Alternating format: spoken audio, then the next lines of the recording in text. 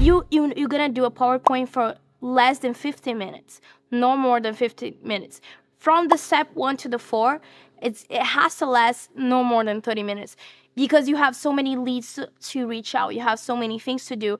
You can exceed the 30-minute ratio. So in the second step, you're gonna show a PowerPoint. You're gonna talk about it. You're gonna ask questions to them, and let them hear. Let them hear the problem, so you can offer the solution at the end, so you can close them. So you have the PowerPoint. You have your presentation. I'll do a PowerPoint with more like your branding. So if your page is all purple, if your page is all pink, I'll do the PowerPoint with that type of color. That will help you so much, the branding. And that's some psychology trick that I like with the colors, because that gets like very fixed in your client's mind. The third point is make a decision. You're gonna ask them, okay, are you ready to close? And here's something that's really important. I see a lot of people afraid of asking if they are not like safe to make the offer, but you have to make the offer in the first time you contact them, and you need to make sure that they're going to close in your call with you. Because if you wait so many times, if you wait for so long, they're gonna say, I need to think about it, I need to talk with my husband, I need to talk with my wife, I need to talk with my cousin, whatever they need to talk. They gonna waste your time, and they going to get distracted to other things. So make sure they're gonna close with you. If you have a contract, make sure you send the contract on the email while you with them in the call. And during the contract, they review, they make sure everything's correct, and then you're gonna say, okay, give me your payment details, I'll send the Stripe invoice, the PayPal, whatever you're gonna send to them. Do whatever you have to do in the call. So once they see the invoice, once they're ready to close, it has to be with you, and it has to be in the call. Don't wait for them to do alone, because they're gonna get more distracted. And either they're gonna say 3 things: yes, no, or I need to thinking about it. If a yes, obviously you're gonna send the invoice and they're gonna close right away. If they say no, you're gonna ask why is that? Is that a money issue, or is that more like a me issue? And then hear what he has to say, and don't say anything. Hear exactly what his objections are, so you can work on them. And of course, if he says I need to thinking about it, you're gonna ask, what is stopping you from doing today? And if he says like, oh, my wife, my mom, whatever, and you're gonna respond what I'm gonna say. So you don't think your mom will be happier if that changed your life for the best. So that's a really good objection, because people from our family, they get happier for our accomplishments. And if you can show you that your product can impact in the better and best way, the family members, they're more likely to be happy for you and be with you in your decisions. So don't put the balls on his courts.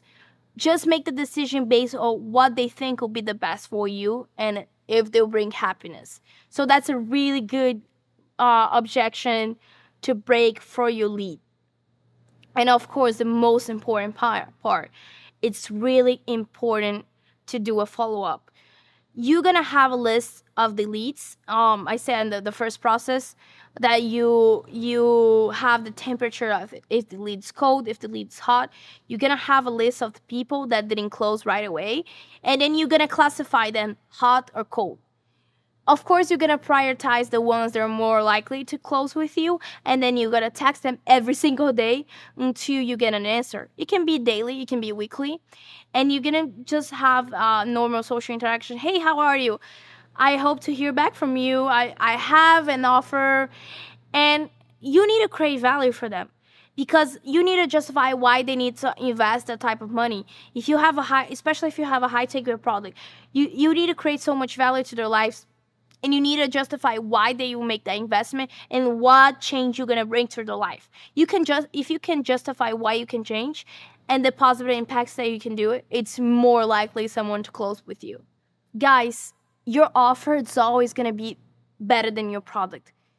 So I cannot stress this enough. If you have a good communication with your followers, you are more sustainable of achieve a better results on sales, because what I see, it's so many average. I'm not saying your product needs to be average, because in the long run, if you don't create value to people, they're not gonna trust you, and they're not gonna tell their friends, they're not gonna tell people to purchase with you. But what I say, if you have a good communication with the people that you're trying to sell, and if you're very niche, if you're very specific, if you know who you're talking to, if you know the people that you're selling to, that's a better way of having the best product of the world. The first thing here is learn how to sell, learn how to communicate, find your target audience and talk to them as they were your best friends.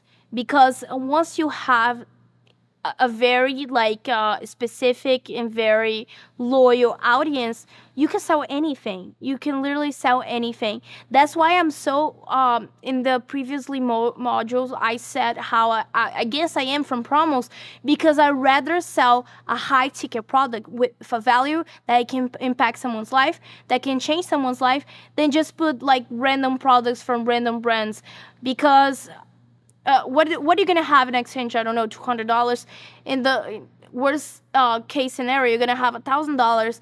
And in the other hand, you can sell your product. You can create a brand. You can create a business with your face and create value to people with and sell a high ticket product for 3,000, 4,000, 5,000, and I don't know, create a really good offer and just sell to your followers based on what you have to offer.